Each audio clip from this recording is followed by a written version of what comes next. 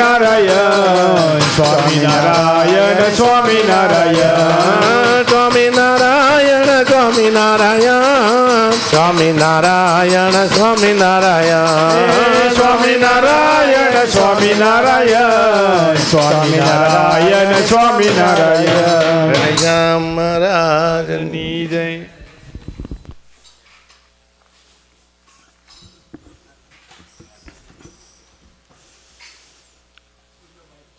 ભવસંભવભીતિ વેદનમ સુખસંપદ કરુણાનિકેતનમ વ્રતદાન તપઃ ક્રિયાફલમ સહજાનંદ ગુરુમ ભજે સદા.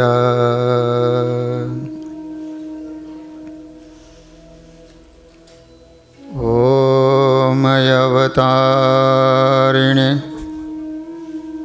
શ્રી સ્વામિનારાયણાય નમો નમઃ. શ્રી હરિકૃષ્ણાય ઘનશ્યામાય નીલકંઠાય શ્રી શરીયોદાસાય નમો નમઃ. બોલો સ્વામિનારાયણ ભગવાનની. શ્રી હરિકૃષ્ણ મહારાજની. શ્રી રાધાકૃષ્ણ દેવની. શ્રી નરનારાયણ દેવની. શ્રી લક્ષ્મીનારાયણ દેવની. શ્રી રામચંદ્ર ભગવાનની. શ્રી કૃષ્ણ કનૈયાલાલની. શ્રી વિઘ્ન વિનાયક દેવની. શ્રી કષ્ટભંજન દેવની જય. સર્વાવતારી આપણા સૌના આરાધ્ય ઈષ્ટદેવ શ્રી સ્વામિનારાયણ મહાપ્રભુજી નિજ મંદિરમાં બિરાજતા મહાપ્રતાપી શ્રી ઘનશ્યામ મહારાજ, શ્રી રાધાકૃષ્ણ દેવ આદિક દેવો, શ્રી નરનારાયણ દેવ ગાદી પીઠાધિપતિ પરમ પૂજ્ય આચાર્ય મહારાજ શ્રી, પરમ પૂજ્ય મોટા મહારાજ શ્રી, પરમ પૂજ્ય લાલજી મહારાજ શ્રી તથા શ્રીજી મહારાજના લાડીલા બધા જ હરિભક્તોને ઘણા ભાવથી જય સ્વામિનારાયણ. વાલા ભક્તજનો, આજે પવિત્ર એકાદશીનો દિવસ છે. શાસ્ત્રોમાં એકાદશીનો બહુ જ મહિમા માત્ર સ્વામિનારાયણ સંપ્રદાયમાં નહીં, ઇતર કોઈ પણ ગ્રંથ તમે વાંચશો તો એકાદશીનો મહિમા આવશે. મહારાજ કહે છે કે 15 દિવસે એકાદશીનું વ્રત આવે તો ખબરદાર થઈ અને વ્રત કરવું. તે દિવસે વિશેષ ભગવાનની ભક્તિ કરવી, વિશેષ ભગવાનનું સ્મરણ કરવું. તો વાલા ભક્તજનો, આજે આપણે સુંદરિયાણા ગામના હેમરાજ શાહનું ચરિત્ર શ્રવણ કરવું છે. તમે નામ સાંભળેલું? હેમરાજ શાહ. એના દીકરા હતા વનાશા અને પુંજાશા. તો એને સત્સંગ કઈ રીતે થયો એ ખૂબ જાણવા જેવું છે. ધંધુકાથી 5 ગાઉ દૂર સુંદરિયાણા ગામ આવેલું છે. ધંધુકા ક્યાં આવ્યું? ભાલ દેશમાં આવ્યું. ત્યાંથી ધોલેરા નજીક થાય. ધંધુકાથી ધોલેરા નજીક થાય.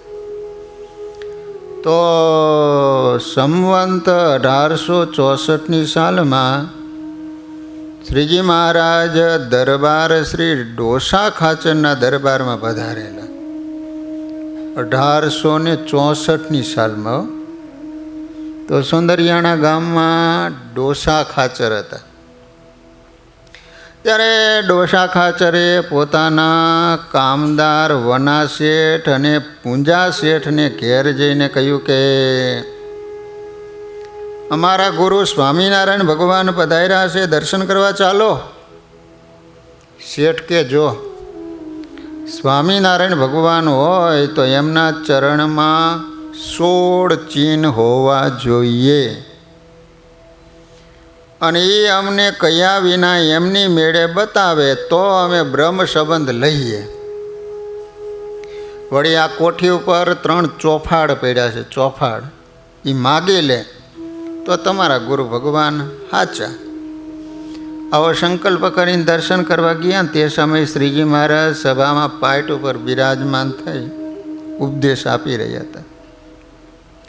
દરબાર અને શેઠિયાઓ આવ્યા એટલે શ્રીજી મહારાજ સત્કાર કરી સભામાં આગળ બેસાડ્યા. ભાઈ થોડી વાર વાતો કરીને મહારાજે પાટ ઉપર પોતાના ચરણ લાંબા કરી અને 16 ચિહ્નો શેઠિયાઓને બતાવ્યા. તમને બધાને 16 ચિહ્નોના નામ આવડે?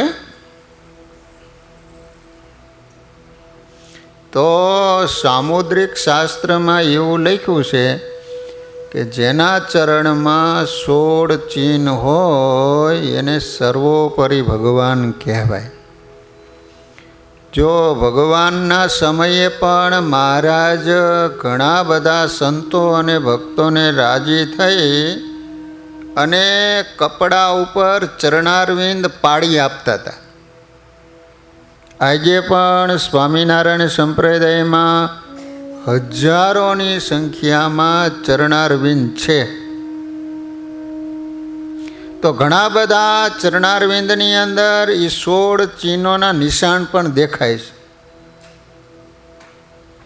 ધારેલો સંકલ્પ સિદ્ધ થયો. તેથી વના શેઠ અને પૂંજા શેઠ બંને ઊભા થઈ ફરીથી પગે લાગ્યા અને કહ્યું કે અમને બ્રહ્મ સંબંધ આપો. અરે શ્રીજી મહારાજે વર્તમાન ધારણ કરાવી શિષ્ય બનાવ્યા. પંચવર્તમાન સંબંધી જ્ઞાન ઉપદેશ આપીને કહ્યું કે તમે અમારા શિષ્ય થયા લો. તેથી ગુરુને ભેટ આપવી જોઈએ તો તમારા ઘરમાં કોઠી ઉપર 3 નવા ચોફાડ પડ્યા છે, એ લાવો. સંકલ્પ કર્યો હતો ને. ભગવાન અંતર્યામી હોય તો બધા એના જીવની વાત જાણતા હોય. તો ભગવાને તરત જ કીધું કે જાઓ તમારા ઘરેથી કોઠી ઉપર નવા ચોફાડ પડ્યા છે ને એ લઈ આવો. આ રીતે અંતર્યામી પણ શ્રીજી મહારાજ એમની ભાવના પૂરી કરીને તેથી વનાશા અને પૂંજાશા 2 ભાઈ ચુસ્ત સત્સંગી બની ગયા હો. સાચી લગ્ની પૂરી ધગસથી ધર્મ નિયમ પાડવા લાગ્યા. આમ બાપ દાદાનો વૈષ્ણવ ધર્મ છોડી તે વખતે નવો કહેવાતો ધર્મ સ્વીકાર્યો. તેથી ઘરની, કુટુંબની, જ્ઞાતિ અને ગામની અનેક ઉપાધિઓ સહન કરવી પડતી હો. ચુસ્ત વૈષ્ણવ હતા, વૈષ્ણવ. અને એ સમયમાં તો સ્વામિનારાયણ નવો ધર્મ. હવે આ રીતે સ્વામિનારાયણના ભગત થયા એટલે એના જ્ઞાતિજનોએ ઉપાધિ શરૂ કરી. છતાં એના મનમાં અખૂટ શ્રદ્ધા અને અતૂટ પ્રેમથી હૃદયના સાચા સદભાવપૂર્વક દિન પ્રતિદિન સત્સંગનું બળ વૃદ્ધિ પામી રહ્યું. વનાશા અને પૂંજાશાના પિતા હેમરાજ શાહ ધંધુકાની નાયતમાં પ્રતિષ્ઠિત ધનાઢય અને વૈષ્ણવોમાં અગ્રગણ્ય ચુસ્ત વૈષ્ણવ હતા. એના સમાજમાં આગળ પડતા વાણિયામાં. તેમને એવો નિયમ હતો કે દર એકાદશીના દિવસે નકોરડો ઉપવાસ કરે. કેવો? કેટલાય નકોરડો ઉપવાસ કર્યો છે? ફરાળ કેટલું કર્યું? ધરાડ થાય એટલું?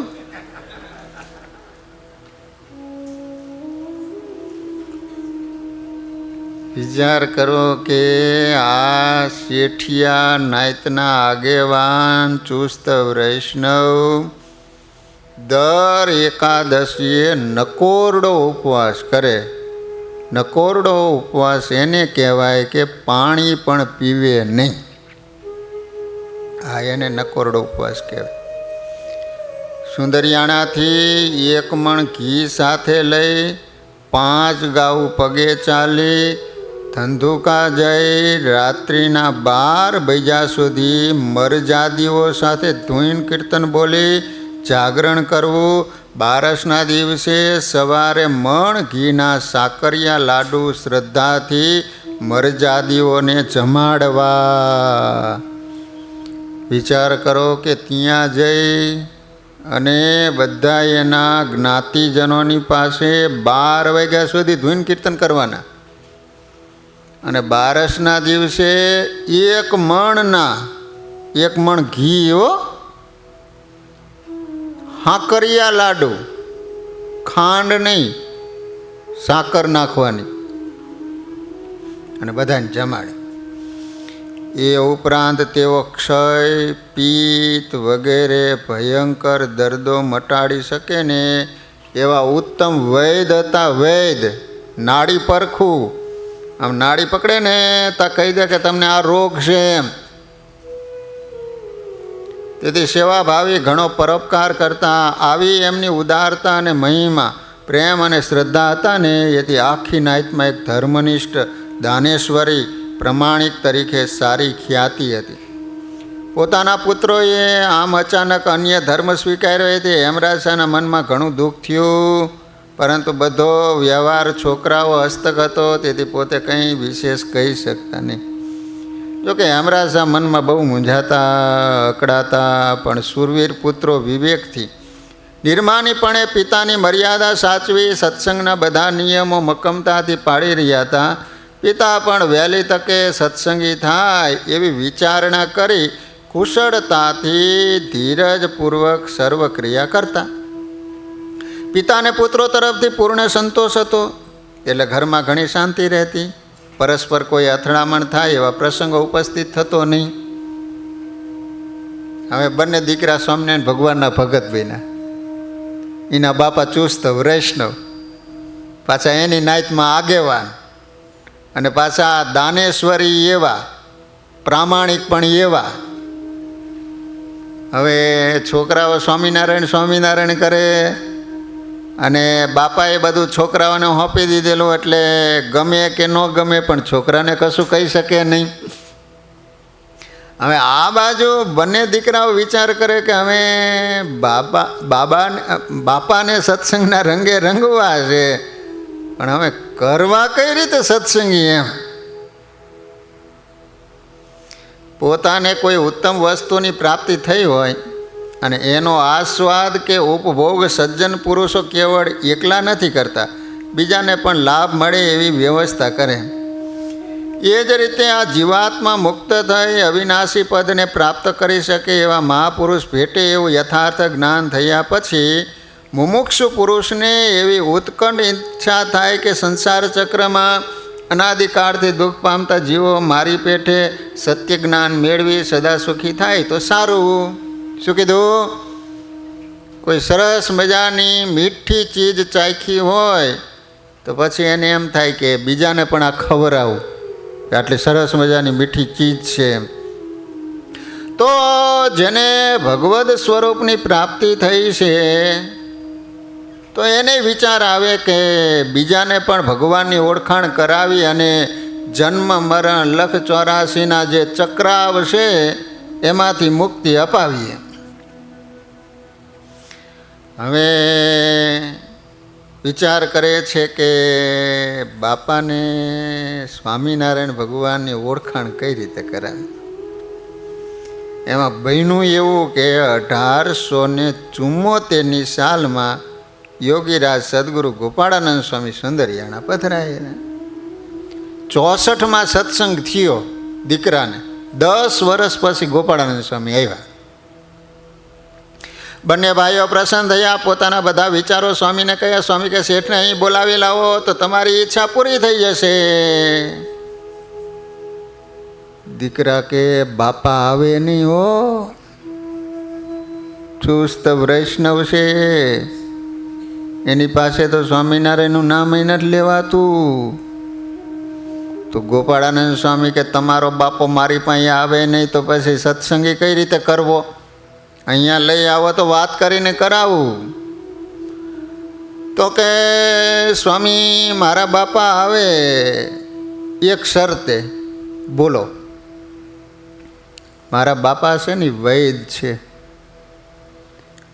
કદાચ એનો શત્રુ હોય ને સમાચાર મળે કે આ બીમાર છે તો એનો પણ ઉપચાર કરવા માટે જાય, એવા પરોપકારી છે. ગોપાળાનંદ સ્વામી કે જો તારો બાપો હાજો થતો હોય તો હું માંદો પડું. જા તારા બાપાને જઈને કે ગોપાળાનંદ સ્વામી બીમાર છે. જૈન બાપાને વાત કરી કે બાપા, એ બાપા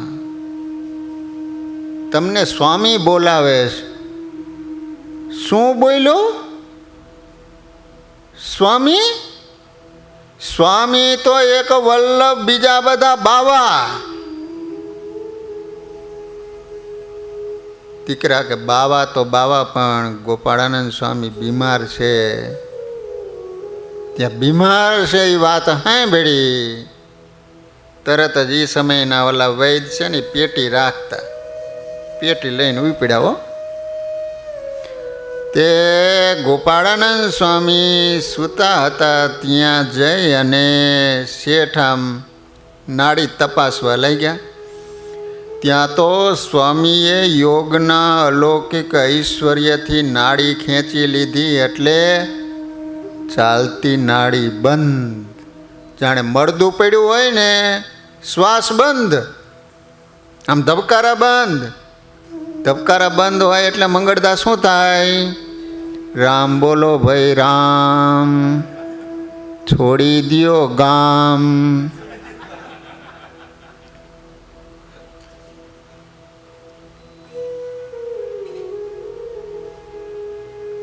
જમણા હાથની નાડી જોત જોતામાં બંધ થઈ. એથી ડાબો હાથ તપાઈશો, ત્યાં પણ નાડી જોવામાં ન આવી. પછી તો આશ્ચર્યચકિત નેત્રો વડે સ્વામીનું બધું શરીર તપાઈશું. નાડીના મુખ્ય સ્થાનો વારંવાર જોયા, પણ જ્યાં જુએ ત્યાંથી સ્વામી નાડી ખેંચી લે અને પાછા હેમરાજ સાની હારે વાતું કરે કે શેઠ કેમ છો? મજામાં તો છો ને? શું ચાલે છે શેઠ? વાતું કરે. હેમરાજ વિચાર કરે છે કે નાડીના ધબકારા બંધ અને મારી સાથે વાતો કરે છે. ખરેખર આ પુરુષ નથી, સાક્ષાત મારા ઈષ્ટદેવ કૃષ્ણ ભગવાન જ આવ્યા.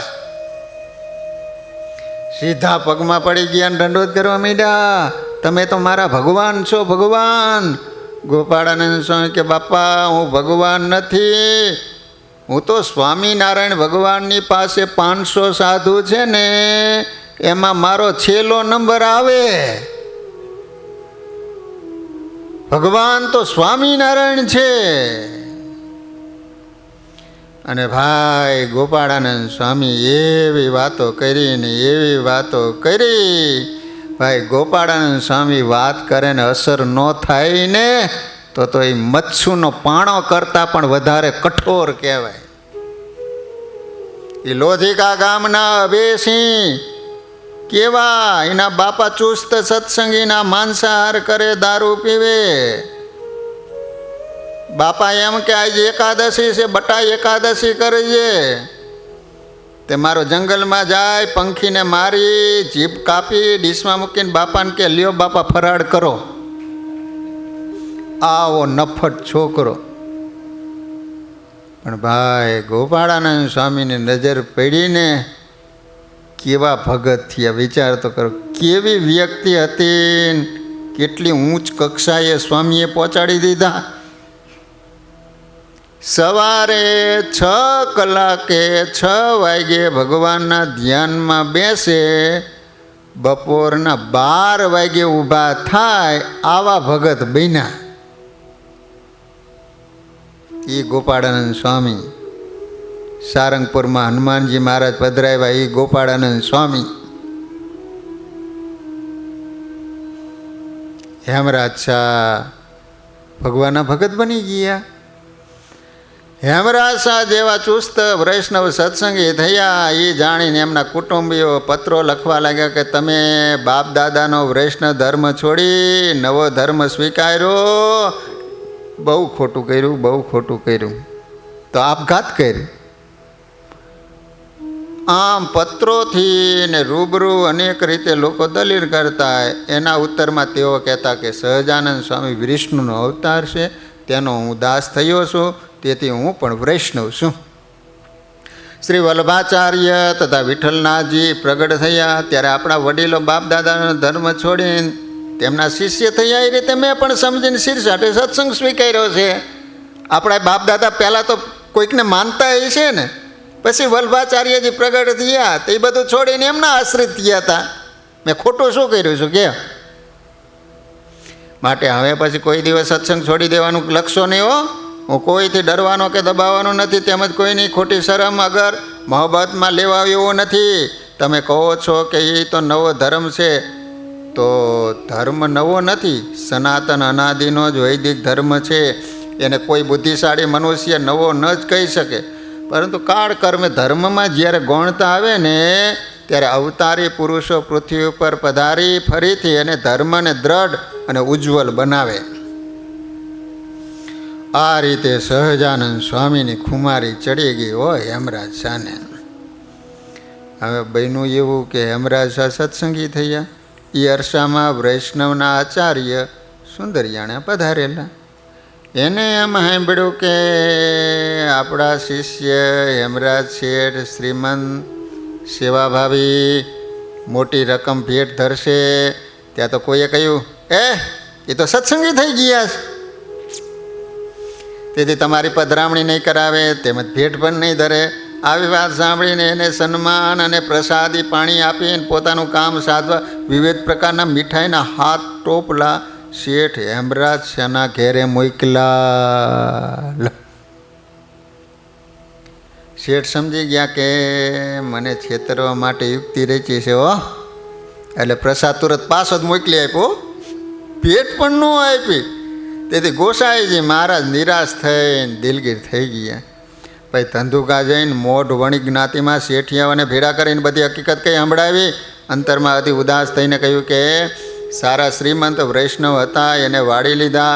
તમે સૌ જો ઉદાસીન રહીશો ને તો વૈષ્ણવ ધર્મને ધક્કો લાગીને તૂટી પડશે, ત્યારે અમારા બાલ બચ્ચાનું શું થશે? માટે આ બાબતનો પાકો બંદોબસ્ત કર્યો. ત્યારે એક સત્ય વક્તા શેઠે કહ્યું એનો ઉપાય અમારાથી ન થઈ શકે, પરંતુ આ સ્વામિનારાયણની પેટે તમે પણ લોકોને સારો ઉપદેશ આપી સમજાવીને વાળી લો. શ્રી વિઠ્ઠલનાથજીએ કોઈની મદદ વિના બીજાના અનેક શિષ્યોને પોતાના કર્યા હતા. તમે સ્વામિનારાયણની પેટે ઉપદેશ આપીને બીજાને વાળી ન શકતા હો તો છેવટે પોતાનું છે એને તો સાચવો.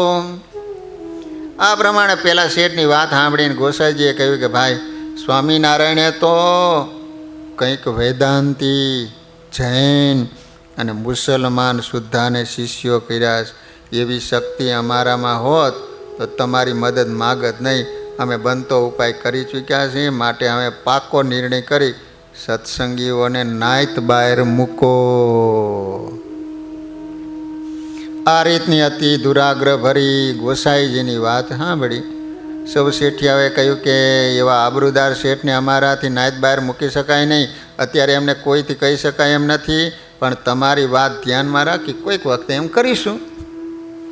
આ પ્રમાણે હેમરાજ સાહેબ ભારે ઉપાધિઓમાં પણ મક્કમ રહી સુરવીરતાથી બરાબર સત્સંગ ટકાવી રાખ્યો. એટલા માટે મધ્ય પ્રકરણના 49ના વચનાવૃતમાં મહારાજે 6 ભક્તોના નામ દ્રઢતાવાળાના ગણાવ્યા ને એમાં હેમરાજ શાહનું નામ આવે છે.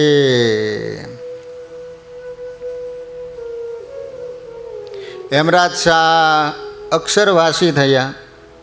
પછી વનાસા વગેરે પુત્રોએ પિતાની પ્રતિષ્ઠા પ્રમાણે નાયતના રિવાજ મુજબ પિતાનું સારું કાર્ય કરવા માટે ઘી, ખાંડ વગેરે પુષ્કળ સામગ્રી એકઠી કરી ગામે ગામ કંકોત્રી લખી પોતાની નાયત તેડાવી. એ વખતે જે ધંધુકામાં પ્રથમથી સત્સંગના દ્વેષી હતા ને એને વિચાર કર્યો કે આપણે સત્સંગ છોડાવવાનો ભારે લાગ આવ્યો છે. હવે બાપા ધામમાં જતા રહ્યા અને પાછળ હવે આખી નાયતને જમાડવાની હતી, બાપાનું કાર્ય જ કરવાનું હતું. એટલે હવે જ્ઞાતિ લોકોને વિચાર કર્યો કે એનો સત્સંગ છોડાવવો હોય ને તો મોકો આવ્યો હશે, માટે હવે એ સત્સંગ છોડી દે એવો અચૂક ઉપાય કરીએ. ખરેખરી તક આવી છે, માટે જે પ્રયાસ કરશું એ સફળ થશે. આમ નક્કી કરી નાયતનો મત લઈને આગેવાન શેઠિયાઓ સુંદરિયાણા આવ્યા અને વનાસા વગેરે ભાઈઓને બોલાવી નાયતનો ડર દેખાડી વાત કરવા લાગ્યા. હવે તમે સત્સંગનો પક્ષ રાખશો તો નક્કી નાયત બહાર રહીશો. સીધી આવી ધમકી દીધી હો. નાયતે મળીને તમને સમજાવવા માટે અમને મોકલ્યા છે. અમે તમારા હિતેચ્છુ છીએ, માટે અમારી વાત માનો, નહીતર પકવાન રખડશે અને વૃદ્ધ ડોહાનું કારજ બગડશે. એમાં તમારી શી આબરૂ? માટે સ્વામિનારાયણની કંઠી તોડી નાખીને વૈષ્ણવની કંઠી બાંધો. જોકે નાયત તો આમ કરવામાં પણ દંડ લેવાનું કહે છે, પણ અમને આગેવાનોને વિચાર થાય છે કે એમ કરવું એ ઠીક નહીં. અમે જે કંઈ કહીએ છીએ તે તમારા હિત સારું છે, માટે ભલા થઈને અમારું વચન માનો. આ રીતની લોકોની વાણી સાંભળીને વનાસાએ મનને મજબૂત રાખી પ્રાચીન ભક્તોની વાત લક્ષ્યમાં લઈને આગેવાનોને સ્પષ્ટ શબ્દોમાં કહી દીધું, નાયતના ડરથી અમે કંઠીનો ત્યાગ નહીં કરીએ. અત્યારે આ બોલવું જેટલું સહેલું છે ને, એ સમયે નાયત બહાર કરે એટલે કોઈ પણ પ્રકારનો સંબંધ ન રાખે, દીકરા દીકરીઓના શક પણ ન થાય. એ જ પહેલો મોટો આમ પ્રશ્ન. વિચાર કરો, એવા કપરા સમયમાં પણ એને સત્સંગ છોડ્યો નહીં. વિચાર કરજો.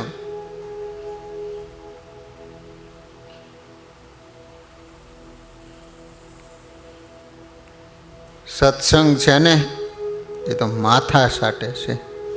એ લોક લાજથી કે કોઈની મોહબ્બતથી છોડીએ એમ નથી. ત્યારે શેઠિયાઓ કહે ફક્ત એક જ દિવસ કારજ ટાણે કંઠી કાઢી નાખજો, પછી બીજે દિવસ ખુશીથી કંઠી પહેરી લઈજો. બસ આટલી અમારી વાત સ્વીકારી લો, નહીંતર નાયત બહાર થઈશો ને તો દીકરા દીકરી ક્યાં પરણાવશો. આવી યુક્તિ પ્રયુક્તિ ઘણી વાતો કરી, પણ વનાસા જરા પણ વિચલિત થયા નહીં. ત્યારે શેઠિયાઓએ ફરીથી એક ઉપાય બતાવ્યો કે જ્યારે નાયતની પંક્તિ થાય ને, નાયતની પંક્તિ, ત્યારે તમે સૌ ભાઈઓને ઘરમાં પૂરી અમે નાયતમાં એવી જૂઠી વાત ચલાવીએ કે તમે સૌએ સત્સંગ છોડી દીધો છે, કંઠી તોડી નાખી છે. આવી વાત ફેલાવાથી બધી નાયત જમી લે છે ને તમને યશ મળશે. છેલ્લે ઢીલા પડ્યા. એ કે એમ કરો, જ્યારે જમવા માટે બધા આવે ને ત્યારે તમારા રૂમમાં બેસી રહેવાનું. અમે નાયતના લોકોને કહી દઈશું કે એને કંઠી તોડી નાખી છે, સત્સંગ મૂકી દીધો છે. આવી વાત કરશો ને એટલે નાયત જમી લેશે અને તમને યશ મળશે. માટે આટલી વાત તો માનો. આથી તમારી ટેક રહી કહેવાય છે અને નાયતનું પણ માન રાખ્યું ગણાશે. પછી વનાસાએ કહ્યું, તમારી બધી યુક્તિઓ જાણી લીધી. અરે આટલા વર્ષ સત્સંગ છોડ્યો એમ કહેવાય, તેથી તો મરવું બહેતર છે. દીકરા દીકરી કુંવારા રહેશે તો ત્યાગી થઈને ભજન તો કરશે, એમાં તો ઉલટું એનું ભલું થશે. આ જગતમાં શું માલ છે? એક દિવસ પરાયણે બધું છોડવું પડશે, ત્યારે બહુ દુઃખ થશે. માટે અત્યારથી સમજીને છોડી દઈએ તો સર્વ પ્રકારે સુખ શાંતિ થઈ જાય. પ્રગટ ભગવાનનું સાચું જ્ઞાન અમારા હૃદયમાં પેસી ગયું છે, તેથી આ લોકના ગમે એવા દુઃખ આવે એને અમે દુઃખ માનતા જ નથી. વિચાર કરો કેટલી મક્કમતા. ટેકન મેલે રે મરદ ખરા જગ માઈ.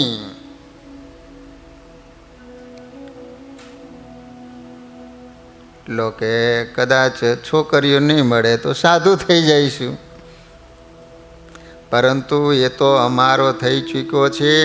એથી અમારા મનમાં આઠે પોર આનંદ છે.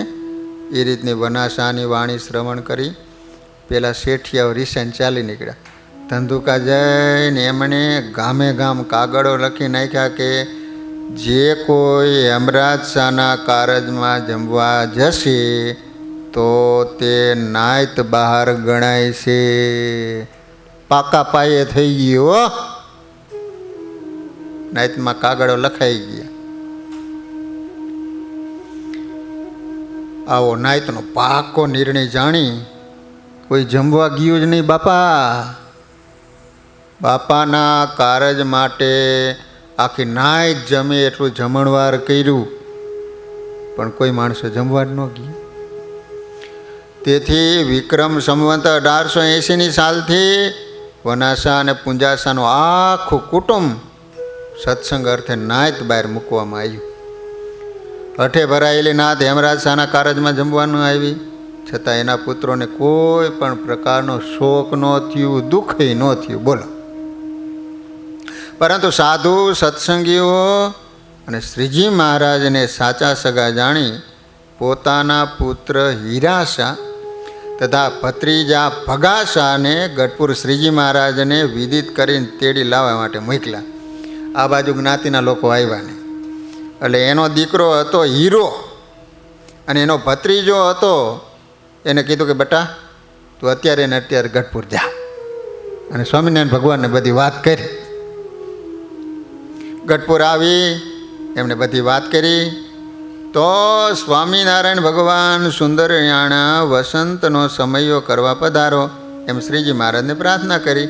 શ્રીજીએ મુક્તાનંદ સ્વામીની સલાહ માગીને ત્યારે મુક્તાનંદ સ્વામી કહ્યું, મહારાજ સત્સંગ અર્થે એમણે ભારે સંકટ સહન કર્યું છે, માટે સુંદરિયાણામાં સમયો કરીને એમની ઈચ્છા પૂરી કરવી જોઈએ.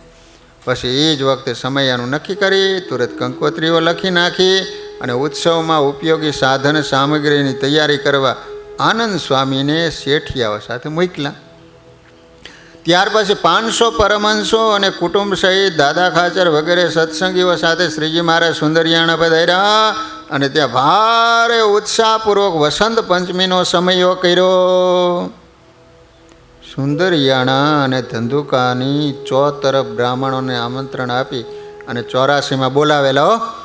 પરંતુ એ બાબતનું એમ થયું કે હેમરાજ શાહને સત્સંગ થયો તે વખતે ગોસાઈજી મહારાજ સુંદરિયાણાથી નિરાશ થઈને ધંધુકા ગયા. ત્યારે તેમણે સત્સંગ વિરુદ્ધ મોટો કોલાહલ કર્યો.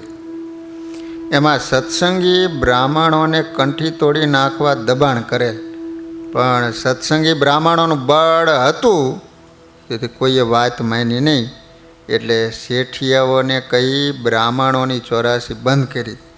તે હેમરાજ શાહના કારજમાં 84 થાય છે ને ત્યાં બધા બ્રાહ્મણો જશે તો સત્સંગનું બળ વધી જશે. આવા આશયથી ધંધુકાના શેઠિયાઓએ બ્રાહ્મણોને બોલાવીને આગ્રહપૂર્વક 84નું આમંત્રણ આપ્યું. ઘણા સમયથી બંધ થયેલી 84 ચાલુ થઈ.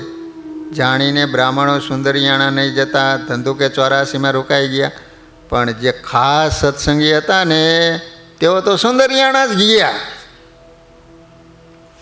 આ બનાવથી વનાસા વગેરે રાજી થયા કે મારા પિતાની પાછળ એમના નિમિત્તે વગર ખર્ચે હજારો બ્રાહ્મણો જમશે.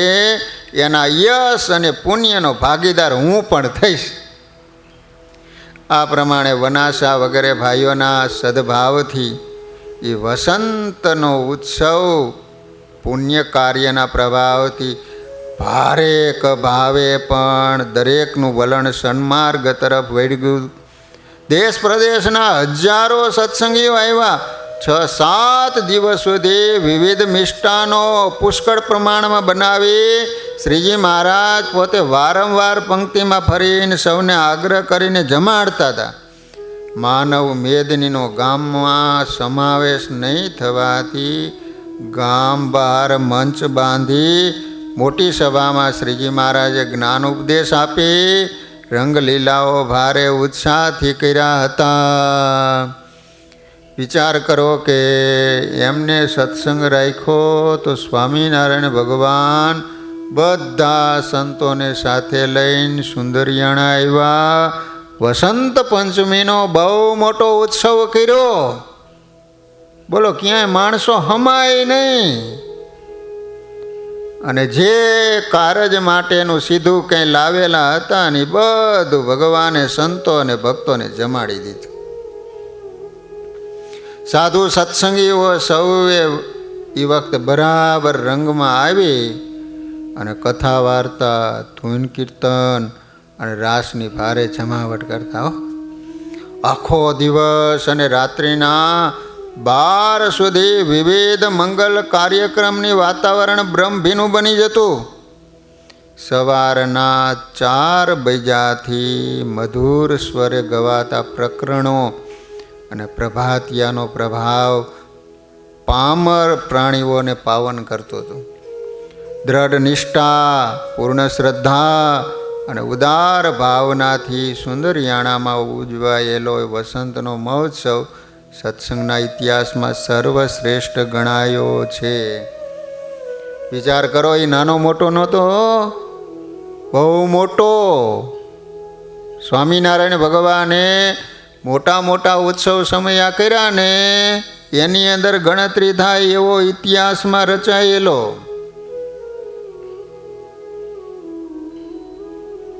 કારણ કે નિયમ, નિશ્ચય ને પક્ષ આ 3 બાબતો સત્સંગમાં મુખ્ય મનાયેલી છે.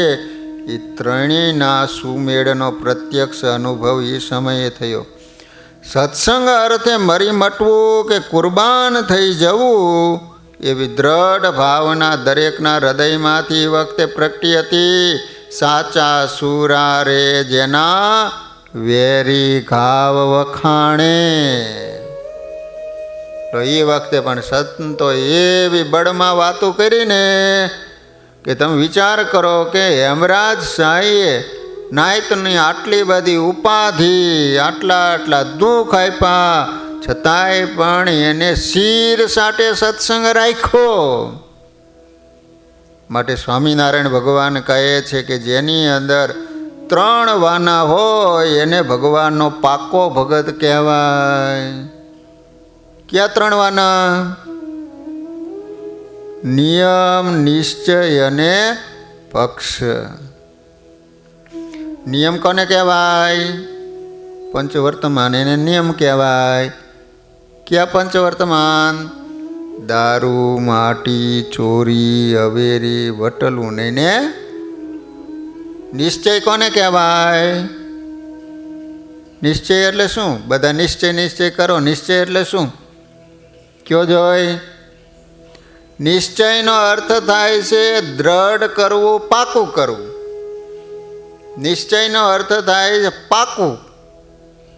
દાખલા તરીકે આ લીમડાનું વૃક્ષ છે, આપણને કેટલું પાકું થઈ ગયું કહેજે. તમે આમ ઘોર ઊંઘમાં સૂતા હોય, અચાનક જગાડીને તમને પૂછે આ ઝાડવું શાનું છે, શું કહો? કેટલું આપણને પાકું થઈ ગયું છે. એમ આપણને મળેલા ભગવાન એનું એટલું પાકું થઈ જવું જોઈએ. કદાચ પોતાનું મન સંશય નાખે ને તોય પણ સંશય ન થવો જોઈએ. લો, એને કહેવાય નિશ્ચય. પક્ષ કોને કહેવાય? મહારાજ કે પોતાના મા બાપ હોય, દીકરા દીકરીઓ હોય, સંબંધીજનો હોય, એનો કેવો પક્ષ રહેશે ને. કોઈ તમારા મા બાપનું તમારી આગળ ખરાબ બોલે કે ગાળ દે, બે લાફા ચોડી દે ને આપણે કે મારા મા બાપ પ્રત્યે તું આવું ન બોલતો, કેવો પક્ષ કયો જોઈ. એવો ભગવાનના ભક્ત, ભગવાનના સંતોનો પક્ષ હોવો જોઈએ કે આપણે બેઠા હોય ત્યાં સુધી કોઈ સત્સંગનું હીણું ન બોલી શકો જોઈએ. મહારાજ કે ભગવાનના ભક્ત તો એની આગળ માન રાખવું, એના વેણ ઉપર વેણ લાવવું, પરંતુ પાજી પલાવના છાયામાં ભગવાનના ભક્તોએ દબાવવું નહીં, એવું કીધું. લો,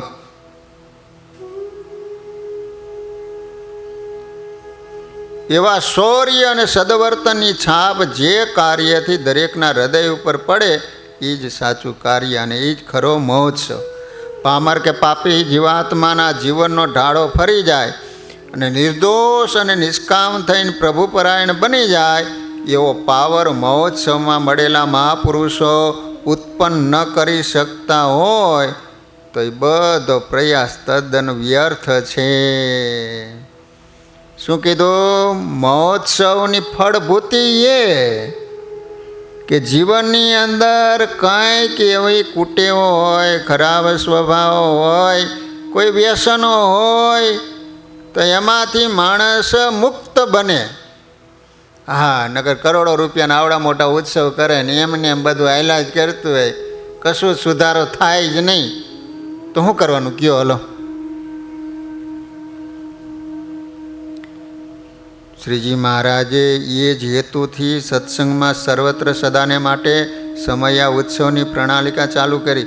જેમ ઇલેક્ટ્રિક પાવર હાઉસમાં ઉત્પન્ન થયેલો પાવર સેંકડો માઇલ જઈને પ્રકાશ કરે અને મોટા મોટા કારખાનાઓ ચલાવે છે ને, એમ મહોત્સવો અને મંદિરોની રચના શ્રીજી મહારાજે ધર્મ, જ્ઞાન, વૈરાગ્ય અને ભક્તિરૂપી પાવર જનતાના હૃદયમાં પહોંચાડવા માટે વાયરલેસ જેવા સર્વશ્રેષ્ઠ કારખાનાઓ ખોલ્યા છે.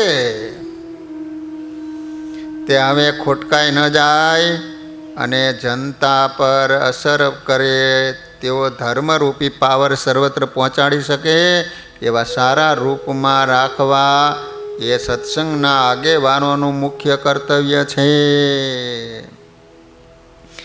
લો, આ પ્રમાણે દ્રઢ નિષ્ઠાવાન વનાસા અને પુંજાસા બંને ભાઈઓનું કુટુંબ નાયત બહાર મૂકવામાં આવ્યું. તેથી એમને ચો તરફથી અપાર સંકટ વેઠવું પડ્યું, છતાં વનાસા વગેરેના સત્સંગ પ્રત્યેના હાર્દિક સદભાવમાં જરા પણ ઝાંખપ આવી નહીં. હો, પોતાની આબરૂ પ્રમાણે બાપનું કારજ ન થયું અને નાયત રિસાઈને ચાલી ગઈ તોય પણ સત્સંગમાં ગૌણતા આવે એવી એક પણ વાત સ્વીકારી નહીં. એ કેટલી બધી ઉત્તમ દ્રઢતા કહેવાય. આ કોઈ નાની સૂની વાત નથી. હો, જીવનભરનો ભારે વિકટ સંગ્રામ હતો. ભલભલાની પણ ધીરજ ખૂટી જાય ને એવું અતિ આકરું કામ હતું, છતાં બહાદુરીથી જે મક્કમતા રાખી એ તો એને સત્સંગમાં ગૌરવ ભર્યું સર્વશ્રેષ્ઠ વિજયવંત મહાકાર્ય કર્યું. અજ્ઞાની માણસોએ જડતાથી ઊભી કરેલી અડચણો સહન કરવામાં અખૂટ આત્મબળ અને સંપૂર્ણ ધીરજની જરૂરિયાત હોય. તે હેમરાજ શાહના કુટુંબે આત્મભોગ આપી પુરવાર કર્યું. કઠિન કાળમાં પણ ધીરજ અને સમજણની પરીક્ષા થાય. હો,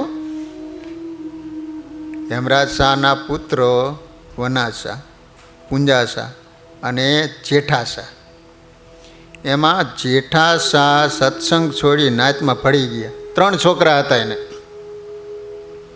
શું નામ એના? એકનું નામ વનાસા, બીજાનું નામ પુંજાસા અને ત્રીજાનું નામ જેઠાસા. તેમાં આવો ઉપદ્રવ શરૂ થયો ને, નાયતેલાએ નાયત બહાર મૂક્યા, ધમકી આપી. તેમાં ઓલો જેઠો હતો એ ઢૂલો પડી ગયો, તેને સત્સંગ મૂકી દીધો. બોલો, તેના નાયત ભેગો રહ્યો. પુંજાસા વિધુર થયા પછી સારી મૂડી લઈ અને ત્યાગી થયા. ગઢપુર આવતા રહ્યા, જે કંઈ હતું બધું લઈને. રઘુવીરજી મહારાજના વખતમાં ગઢડાના કોઠારી તરીકે રહીને સારો વહીવટ કર્યો. એમના શિષ્ય ભીમજીભાઈ કોઠારી થયા. ભીમજીભાઈ કોઠારી કુટુંબમાં પાછળ એક વનાસા રહ્યા, એના હીરાસા થયા. અને હીરાસાના લક્ષ્મીદાસ અને પ્રભુદાસ 2 પુત્રો થયા. એમાં પ્રભુદાસ નાયતમાં પડી ગયા. શ્રીજી મહારાજ છતાં લક્ષ્મીદાસ શેઠની 10 વર્ષની અવસ્થા હતી. બાળપણથી વિવાહ થઈ ગયા હતા. વનાસા નાયત બાર થયા ત્યારે એમની આબરૂ અને ખાસ સંબંધને લીધે 2-4 ગ્રસ્તો નાયતથી વિરુદ્ધ થઈને એના પક્ષમાં રહ્યા હતા. એથી પરસ્પર કન્યા દેવા લેવાનો વ્યવહાર ચાલતો હતો. પણ ધીરે ધીરે બધા નાયતની સાથે જોડાઈ ગયા. પાછળ ફક્ત લક્ષ્મીદાસ શેઠનો વંશ સત્સંગમાં રહ્યો. લો એટલે એ ધંધુકાની નાયત બાર રહ્યા પછી જૂનાગઢના સદગુરુ બાલ મુકુદાસજીના આશીર્વાદથી વિક્રમ 1960ની સાલમાં અમદાવાદમાં સુપ્રસિદ્ધ શેઠ બેચરદાસ મણકીવાળાની જ્ઞાતિમાં ઘણા સન્માન સાથે ભળ્યા. વિચાર કરો, 1966ની સાલમાં 1880ની સાલથી નાયત બહાર રહ્યા હતા. તો કેટલા વર્ષ થયા? 1880થી 1966. આટલા વર્ષ સત્સંગ બહાર રહ્યા. પછી અમદાવાદમાં સુપ્રસિદ્ધ શેઠ બેચરદાસ હતા મણકીવાળા. પછી એને સન્માન સાથે જ્ઞાતિમાં ભેળવ્યા. લક્ષ્મીદાસ શેઠના 3 પુત્રો છગનલાલ, ડાયાભાઈ અને પ્રાણજીવન. એમાં ડાયાભાઈ ગઢડાના કોઠારમાં રહ્યા અને પ્રાણજીવન અવિવાહિત રહી અને અક્ષરવાસી થયા. પ્રાણજીવન હતા ને એને લગ્ન જ ન કર્યા. અને છગનલાલ હતા એને 4 પુત્રો થયા. એક વ્રજલાલ, બાપાલાલ, અમૃતલાલ અને મનસુખલાલ. અને એમાંય વ્રજલાલભાઈ અને મનસુખભાઈ આ બેનો પરિવાર સત્સંગમાં સારી સ્થિતિમાં છે અને સત્સંગની ઉત્તમ સેવાઓ કરી રહ્યા છે. અને એમાંય આ 4 ભાઈમાં બાપાલાલભાઈ અને અમૃતલાલભાઈ આ 2 ભાઈ અખંડ બ્રહ્મચારી રહ્યા. લો એમાંય પણ બાપાલાલભાઈને તો આજે આખો સત્સંગ ઓળખે છે. લો એનો જન્મ ક્યારે થયો ખબર? 1934માં અને 1955માં બાપાલાલભાઈ સાધુ થવા માટે ગયા, પણ વિહારી લાલજી મહારાજે ના પાડી. લો 34માં જન્મ થયો અને 55માં એટલે કેટલા વર્ષના થયા કહેવાય? 34 ને 55 હે 21 વર્ષના. લો તો 21 લાલના બાપાલાલભાઈ પછી વિચાર કર્યો કે મારે સાધુ થઈ જવું. તો એ સમયે વડતાલની ગાદી ઉપર વિહારી લાલજી મહારાજ હતા. તો એની પાસે જઈને વાત કરી કે મારે સાધુ થવું છે. તો બોલો વિહારી લાલજી મહારાજે ના પાડી. પછી 3 વર્ષ ગોરધનદાસ કોઠારીની સેવા કરી. ત્યારબાદ 58ની સાલથી 66ની સાલ સુધી જૂનાગઢના કોઠારમાં રહ્યા. આ રીતે એને આખી જિંદગી બ્રહ્મચારી રહી સાંખ્યોગ પાડી સત્સંગની ઘણી સેવાઓ કરી. અત્યારે ઘણા સમયથી સેવા સમાગમ અને ધ્યાન ભજન પરાયણ જીવન જીવાવી દીધું.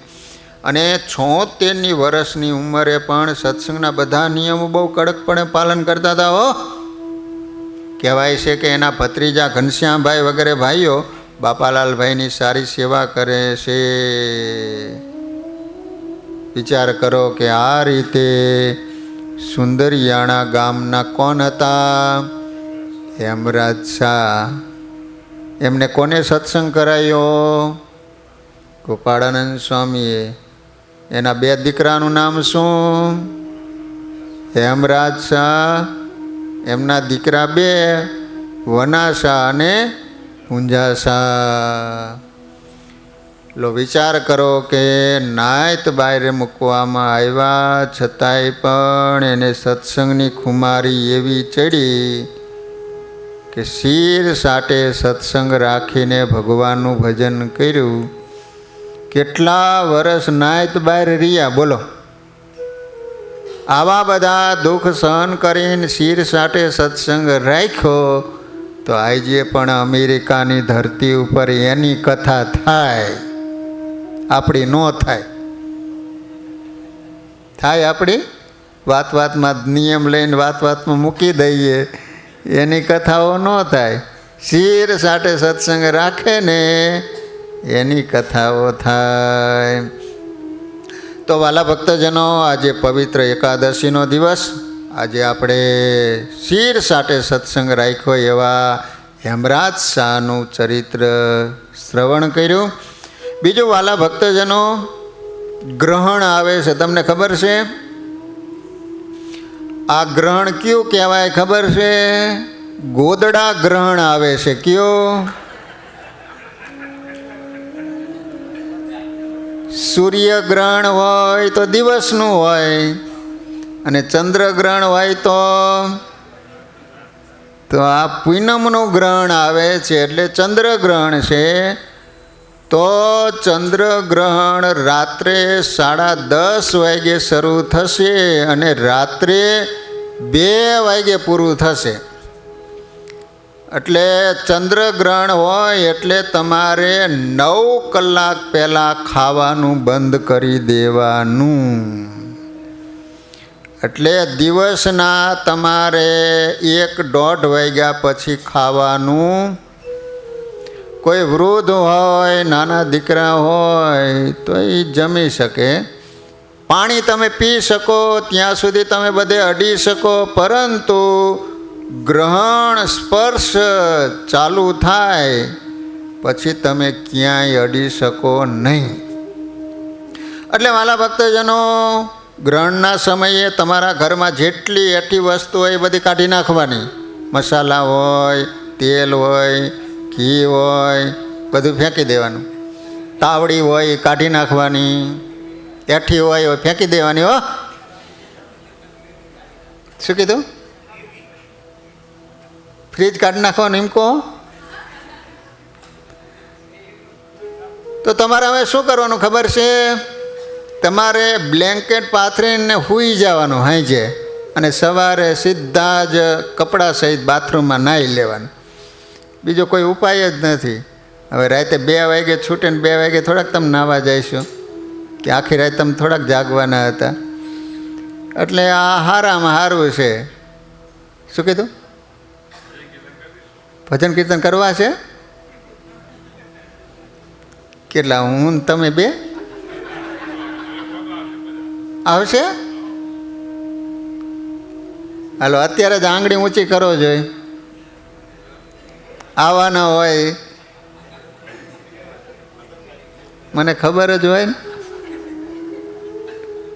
એના કરતાં હારામાં સારો ઉપાય બતાવું છું કે તમારે બ્લેન્કેટ પાથરીને એક ઓઢીને સૂઈ જવાનું અને સીધા સવારે બાથરૂમમાં કપડાં સહિત નાહી નાખવાનું.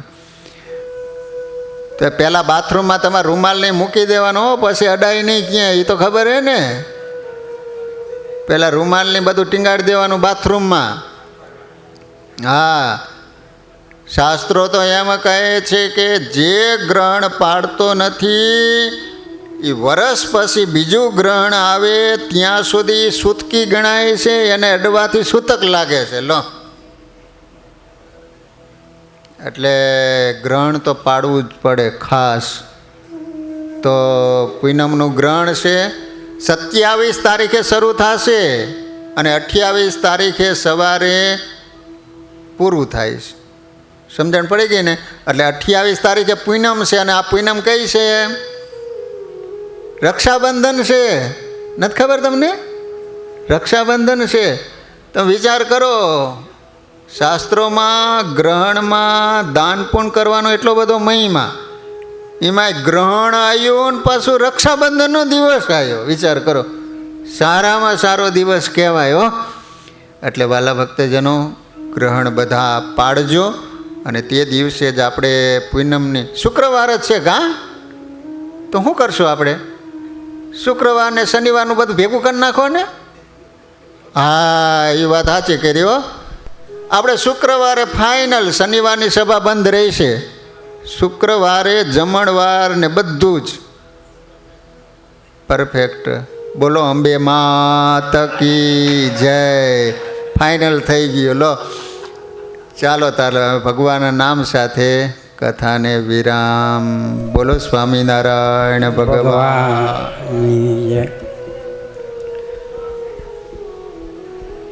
સિંહાસનમાં દિવ્ય દર્શન આપતા આપણા ઈષ્ટદેવ સ્વામિનારાયણ ભગવાન, રાધાકૃષ્ણદેવ તથા નરનાથદેવ તથા શ્રી રામચંદ્રજી ભગવાન તથા નિજ મંદિરમાં પધરાવેલા અન્નદેવો, વ્યાસપીઠ પર બિરાજમાન પૂજ્ય શાસ્ત્રી વિશ્વેશ્વર સ્વામી, અત્રે સભામાં પડેલા સૌ હરિભક્ત ભાઈઓ બહેનો, બાળકોને જય સ્વામિનારાયણ. આમ તો જનરલી આપણા 11 કથાનું આયોજન કરતા નથી, પરંતુ છેલ્લા 2 શનિવારથી આપણા કથાનું રસપાન કર્યું નહોતું, એટલે સ્વામીને વિનંતી કરી અને અમે સ્વામીના કથાનું અંગ છે એટલે એમને તો કહો એટલે તરત તૈયાર. એટલે આજે સ્વામીએ ગઈકાલના બદલે આપણને સુંદરિયા ગામના હેમરાજ શાહની કથાનું ખૂબ સુંદર રસપાન કરાવ્યું કે સત્સંગમાં શિર સાથે એમને રાખ્યો. આપણા વડવાએ 200 વર્ષ પહેલાં ક્યાંક બીજે જ સત્સંગમાં જોડાયેલા હશે, પણ જેમ જેમ આપણા સંતોના પરિચયમાં આવ્યા એમ આપણે પણ બદલીને આપણે પણ સ્વામિનારાયણ સંપ્રદાય સ્વીકાર્યો. આપણે એક વખત સંતના તાળીઓથી વધારીએ. વિશેષ કંઈ કહેવું નથી. હવે પછી ધૂન પછી આરતી. જય સ્વામિનારાયણ. પાછો થોડો ફેરફાર કર્યો. પૂનમના દિવસે રક્ષાબંધન છે, એટલે કે કોઈને બહેનને ત્યાં અથવા તો બહેન ભાઈને ત્યાં રક્ષા બાંધવા માટે આવતા હોય તો પછી આપણે શનિવારના દિવસે જ સભા રાખવામાં આવશે અને તે દિવસે જ રક્ષા બાંધીશું. તો તે દિવસે જ આપણે રક્ષાબંધનનો પ્રોગ્રામ શનિવારના દિવસે મંદિરમાં રાખવામાં આવશે. તો પૂનમના દિવસે રક્ષાબંધનનો દિવસ છે, તો પૂનમના દિવસે પણ આપણે ધૂન કીર્તનને કથા વાર્તાને એ તો કરીશું. તો ખાસ શનિવારની સભા પણ ચાલુ રાખવામાં આવેલી છે. તો શનિવારની સભા તો થશે. તો પૂનમના દિવસે ગ્રહણ મુક્ત થયા પછી બધાય ભક્તજનો દર્શન કરવા માટે તો અચૂક પધારજો.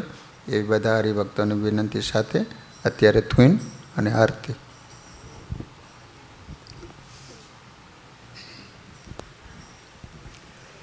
સ્વામી નારાયણ નારાયણ નારાયણ, સ્વામી નારાયણ નારાયણ નારાયણ, સ્વામી નારાયણ નારાયણ નારાયણ, સ્વામી નારાયણ નારાયણ નારાયણ, સ્વામી નારાયણ સ્વામી નારાયણ, સ્વામી નારાયણ નારાયણ નારાયણ, સ્વામી નારાયણ સ્વામી નારાયણ, સ્વામી નારાયણ નારાયણ નારાયણ, સ્વામી નારાયણ સ્વામી નારાયણ, સ્વામી નારાયણ નારાયણ